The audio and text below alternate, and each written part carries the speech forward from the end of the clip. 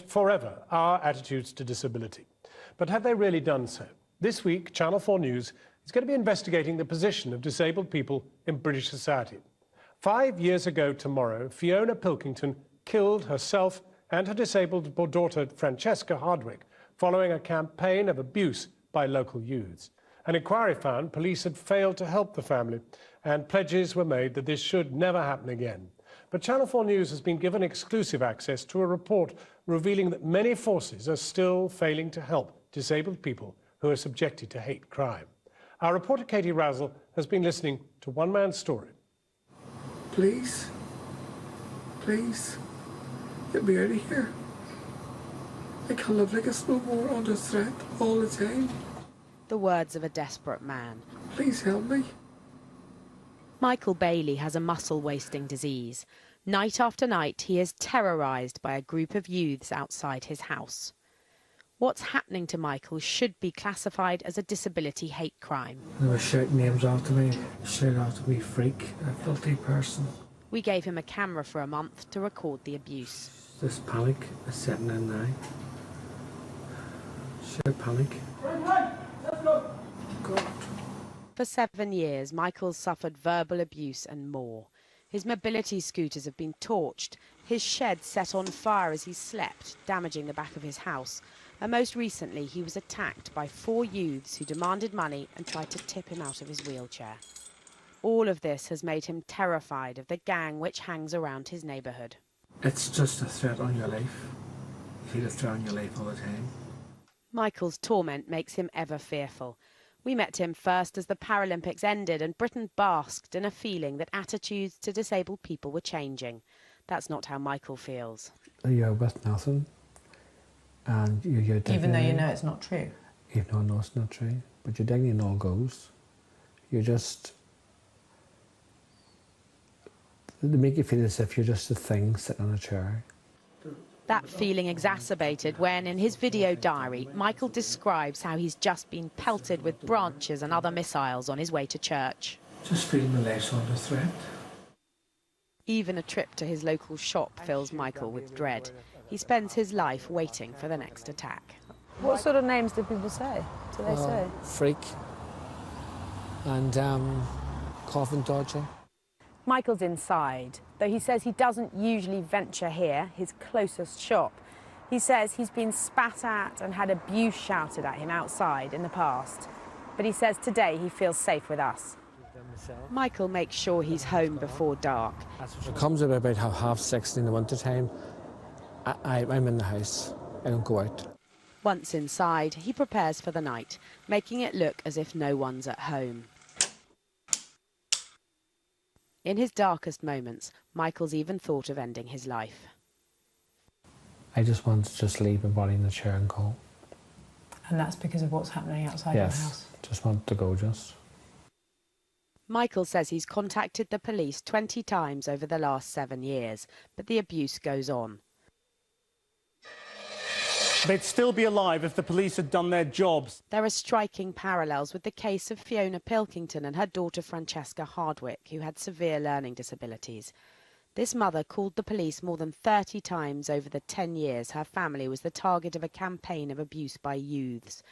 But her cries for help went unanswered, and 5 years ago tomorrow, Fiona Pilkington set her car on fire, killing them both. A report from the Independent Police Complaints Commission heavily criticised the police handling of the case. The Home Office said then this should never happen again. But are police forces still failing? Recent figures suggest there may be many other people being tormented for their disability who are left feeling completely unprotected. That's because all too often the police are still treating these cases as isolated incidents of antisocial behaviour rather than identifying a campaign of disability hate crime. Analysis from the police themselves shows some forces do appear to have learnt lessons from the Fiona Pilkington case. Of the 2,000 disability hate crimes recorded in England, Wales and Northern Ireland last year, Leicestershire, the force which failed her family, recorded 255, the highest in the country. But the PSNI, the force which should be protecting Michael Bailey, recorded just 15 disability hate crimes between April 2011 and April 2012, despite having nearly twice as many people in its jurisdiction. 12 forces recorded fewer than 10 cases last year. Hampshire and Devon and Cornwall police forces recorded just 4 cases each. For many of us, Devon is all about cream teas and picturesque harbours. But is there a more troubling reality to this rural idyll? Why are there so few incidents of disability hate crime recorded here? Is it because this region really is a haven of tolerance? Or do the low numbers suggest a problem with Devon and Cornwall police? I like to think with us, early support, early intervention with our partners does, I think, enable us to make sure that a lot of the issues that are brought to our attention don't reach that threshold of becoming a hate crime, which is really good news. So for you, 4 hate crimes in this part of the world when it comes to disability in 2011 is a good number? It is a good number, but equally, I'd also like to think we keep those active lines of communication open with communities where we have got potentially vulnerable people. Channel 4 News has been given a preview of a report from the Equality and Human Rights Commission to be published on the anniversary of the death of Fiona Pilkington and her daughter. It's critical of the way some police forces respond to disability hate crime. The responses around the country with these numbers must mean that some areas are not responding effectively to disability-related hate crime. To an extent, that does mean it's a postcode lottery, and for many disabled people, they're not winning that lottery. There's been significant progress. An offence that didn't exist until 2008 is now, we've got over 2,000 reports.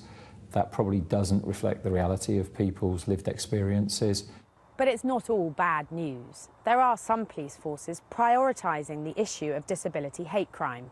Here in Northamptonshire, officers receive special training from someone who was forced from their home after more than a year of abuse because of their disability. Richard Sherratt comes here to police headquarters and tells them what that experience was like, how the police reacted and what they can do better. At his home, the big Doctor Who fan showed me his collection of doctors. Yeah. William Harker. William, yeah. Patrick Francis Doy. Richard's back living with his mum and stepdad after an attempt at independent living went disastrously wrong. It had started so well. Happy? And do you know why you're feeling happy? Can you remember what this photo is? Yeah. What is it? Flat. It's what? Your new flat? New flat. New flat. What was it like? And I love it. Richard loved his flat, but one of his neighbours didn't take kindly to having a disabled person living there. The neighbour knocked on your door one night, didn't she? Yep. And what did you say? She was going to get you effing evicted. And what she was saying, while Richard was living in that flat, the value of her property would go down. For months, Dawn didn't know that her newly independent son was actually being victimised for his disability. But weren't you scared of going home in the end, in case you bumped into the person? Yeah. You didn't like going home at all, did you? No. And what happened? What did they do? What did they do to your lights? Take it off. Turned your electric off? Were you frightened? Yes. What were you scared of? Talk. Spat on your front door, didn't they? Yeah. Really frightened, wasn't you? Because you rang your sister, didn't you? Yeah. What did you say? I think you shouted, "Help me." Was yes. it? Yes. Did you think the police looked after you or not? It didn't work. It didn't work, did it? No. No. I think what it was, wasn't it? It was nobody listened to you, did they? No. But they're listening now, and Richard's proud of this certificate from Northamptonshire Police for his work with them and the charity MenCap on hate crime.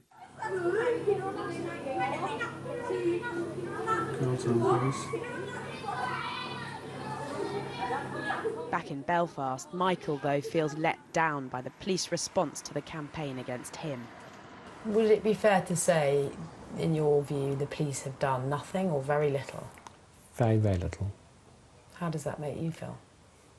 It makes me feel I'm one of the lower people in society, and I don't count.